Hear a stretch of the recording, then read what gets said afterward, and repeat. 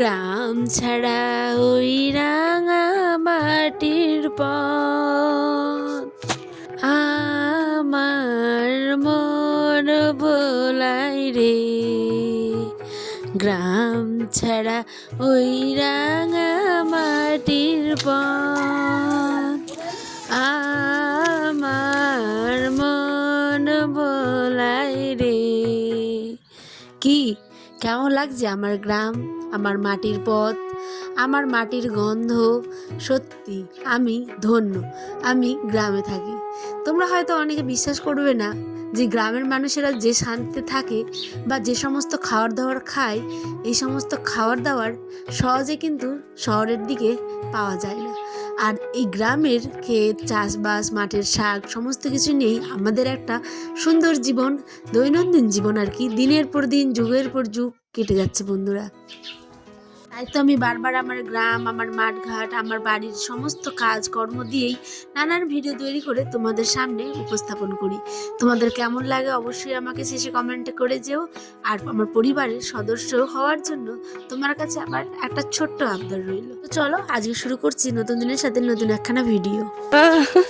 এই যে দেখো আমার সুন্দরী বর্মা, আমি আর আমাদের ছোট্ট আয়ন হাঁটি হাঁটি করে যাচ্ছি হচ্ছে পুকুরের দিকে, মানে যেখানে তেজপাতা আছে, বাগান আছে, সেদিকেই যাব। তো চলো, খুব সুন্দর একটা ব্লগ, ঠিক আছে? তোমরা যারা আমার মাঠের ভিডিওগুলো পছন্দ করো, ভালোবাসা দাও, শুধু তাদের জন্য বারবার আমি ছুটে আসি এরকম সুন্দর সুন্দর ভিডিও করতে। তো পুরো ব্লগটা দেখার অনুরোধ রইল। এই দেখো, আজ যাচ্ছিলাম কোথায় বলো তো? ওই যে আমাদের ক্ষেতের টাটকা শাক তুলতে। আমাদের এই যে ভুট্টা জমিগুলোতে, মানে আমাদের না, মানে আমাদের গ্রামের লোকের, আমাদেরও আছে কিন্তু অন্যদিকে, ঠিক আছে, জমি। তো এইখানটায় দেখো কত লোক যাদের বাড়ি ভিটা আছে, তারা একটু একটু করে কিন্তু কত রকমের সবজি লাগিয়েছে। হ্যাঁ, এদিকে রসুন শাক, এদিকে পেঁয়াজ, এদিকে হচ্ছে কি তোমার লাফা শাক, অনেক কিছু লাগাইছে। কিন্তু আমাদের যেহেতু ওই বাড়ির আশেপাশে জমি নেই, মানে লাগানোর মতো, দূরে দূরে, তো সেই কারণে আমরা খাওয়ার সবজিগুলো করতে পারি না। তো এখানে আমি যাচ্ছিলাম, দেখছিলাম বিচন জমি, ধান যেহেতু সামনে লাগানো হবে, তো অনেকে বিচন ফেলেছে, খুব সুন্দর, মানে একদম বিচনটা হয়েছে। আর এদিকে গরুটা দেখো কি সুন্দরভাবে মায়ের দৃষ্টিতে আমাদের দিকে দেখে আছে, দেখে মনে হচ্ছে কত ক্লান্ত হয়ে পড়েছে।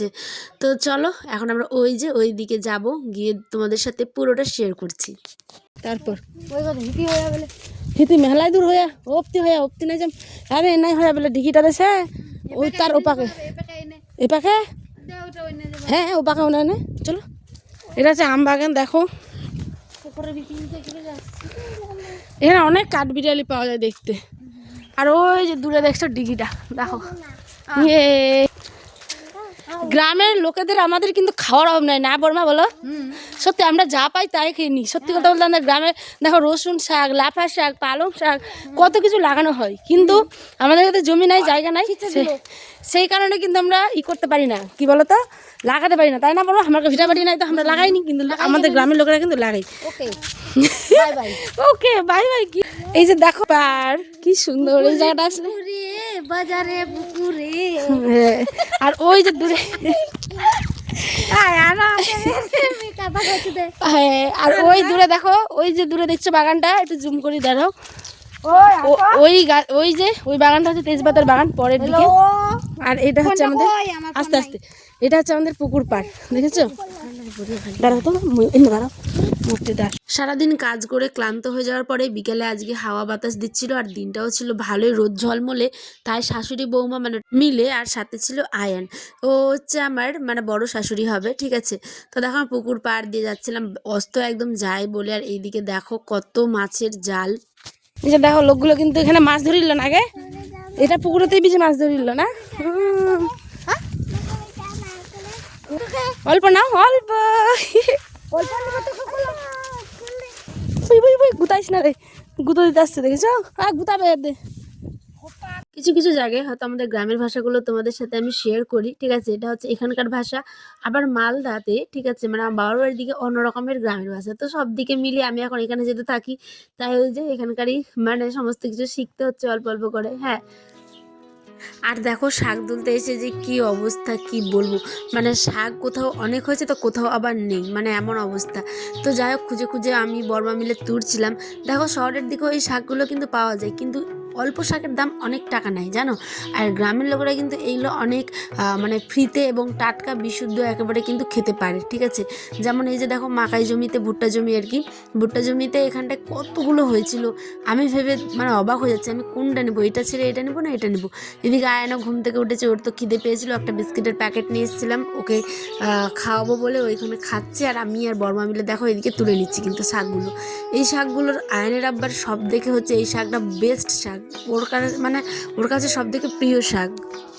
এই শাকের আমরা না ভর্তা খাই, কিন্তু খেতে গিয়ে কী হয়েছে বলো তো, মানে তোমাদের সাথে শেয়ার করবো, রাত্রের দিকে দেখবে অবশ্যই, ঠিক আছে। মানে এমন অবস্থা হাসি পাচ্ছে ভাবলেই। ওই সবসময় কাঁচা লঙ্কা প্রেফার করে, ভর্তাতে কি কাঁচা লঙ্কা ভালো লাগে তোমরা বলো আমাকে কমেন্ট করে বন্ধুরা, তোমাদের কার কার ভালো লাগে গো ভর্তাতে কাঁচা লঙ্কা? আমার তো অনেক ভালো লাগে, শুকনো লঙ্কা তেল পেঁয়াজ ভালো করে চপচপ করে মেখে একদম সেই লাগে, তো আমি ওইরকমভাবে করবো, ঠিক আছে। আর আয়নের আব্বা মানে দেখবে খেয়ে এক্সপ্রেশনটা কি দেয়, ঠিক আছে। তো এইদিকে দেখো কত সুন্দর শাকগুলো হয়েছে। আর আমি কিন্তু প্রথমে জ্বর সহ তুলে নিচ্ছিলাম, বর্মা বলছে ওরম করে নিস না, তাহলে বাড়ি গিয়ে আবার বাঁচতে হবে, কিন্তু কিছু তো নিয়ে নিয়েছি ওরমভাবেই, আর কিছু নিয়েছি হচ্ছে ভেঙে ভেঙে, ঠিক আছে।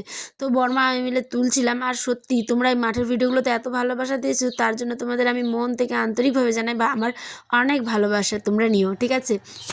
তোমরা আমার এই ভিডিওগুলোতে অনেক ভালোবাসা দাও বলে আমি বারবার তোমাদের সাথে এরম ভিডিও শেয়ার করি। সাথে তো বাড়ির ভিডিও অবশ্যই আছে, তো যারা যারা দেখোনি বাড়ির ভিডিওগুলো অনেক আছে, গিয়ে একটিবার হলেও দেখে এসো। ওই নে নে যা যা বাবাকে যা তো তুই, আমি তো তুড়ি এখানে শাকগুলো হয়েছে, যা যা যা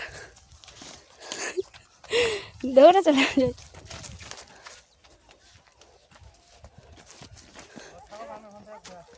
করে করলে নিয়ে যাও না ঘাড়ে করে, দেখে খালি নিয়ে আসবে, এখানে থাকতেই চাইছে না, ওদিকে ধুলা করে দিল গোটাই। শাক তুলতে গিয়ে হুট করে আজ মনের মানুষের সাথে দেখা হয়ে গেল জানো বন্ধুরা, মনে হচ্ছে কতদিন পর যে দেখলাম, হুট করে চলে এসেছে আয়নের আব্বা কি বলবো, আমাকে ফোন করেছে, ওই কিন্তু স্কুলে ছিল, ঠিক আছে, এসে নিয়ে কোন সময় আমাকে ফোন লাগিয়েছে আমি জানি না, আমার ফোনটা একদম সাইলেন্ট করা ছিল। হ্যাঁ, তো ওই যে দূরে দেখো এগ্রিমেন্টের আমরা জমি নিয়েছি, তো ওইখানেই আর কি গেছিলো দেখতে। আর আমাকে অনেকবার ফোন করেছে কিন্তু আমি তুলিনি, যেহেতু ফোনটা সাইলেন্ট ছিল তাই আমার একদম শুনতেই পাইনি, আমি শাক তুলার নেশাতেই ছিলাম, ঠিক আছে। আর দেখো ও তো আমার মনের মানুষই তাই না, ওই জন্যই আর কি বললাম তোমাদের। এবার বাড়িতে চলে এসেছি, ওকে দেবো যে তুমি বিছানাটা গুছাও, এখন বাজে 5:30 মতো। তো এনেছিল হচ্ছে বাঁধাকপির বড়া ভাজা আর কি বাইরে থেকে, তো একটু আমি খেলাম, একটু ওকেও খাইয়ে দিলাম, ঠিক আছে। আর আয়ান এখন ওর বাবার সাথে খেলাধুলো করবে, আমি এখন যাব হচ্ছে গিয়ে রান্না করতে। দেখো ভাত কিন্তু বসিয়ে দিয়েছিলাম, ঠিক আছে। এদিকে ভাতটা হচ্ছে, এদিকে ভর্তা করব, ভর্তা একদম সিম্পল, হলুদ লবণ আর জল দিয়ে শাকগুলোকে ভালো করে ধুয়ে সিদ্ধ করে নিয়েছি। হলুদটা দিলাম যেহেতু অনেক স্প্রে করছে মাকাই গাছগুলোতে, সেই কারণে। এদিকে আমাদের বাইরের বারান্দার রডটা খারাপ হয়ে গেছে, তাই এখন আয়নার আব্বা গেছে হচ্ছে রড আনতে। এদিকে কিন্তু আমাদের রান্না বান্না কমপ্লিট, সয়াবিনের ঝোল করেছিলাম আর শাকের ভর্তা। তো ভর্তাটা কিন্তু পেঁয়াজ শুকনো লঙ্কা তেল যেমন করে ওরম করেই খেয়ে দেখো তোমরা একবার, চিলটে শাক বা বুতে হওয়া শাকের ভর্তা। আজ আসি দেখো ব্লগে, সকালে ভালো থেকো সুস্থ থেকো, আর সয়াবিনের ঝোল তো সবাই জানো তাই আমি আর শেয়ার করিনি। টাটা, ভালো থেকো।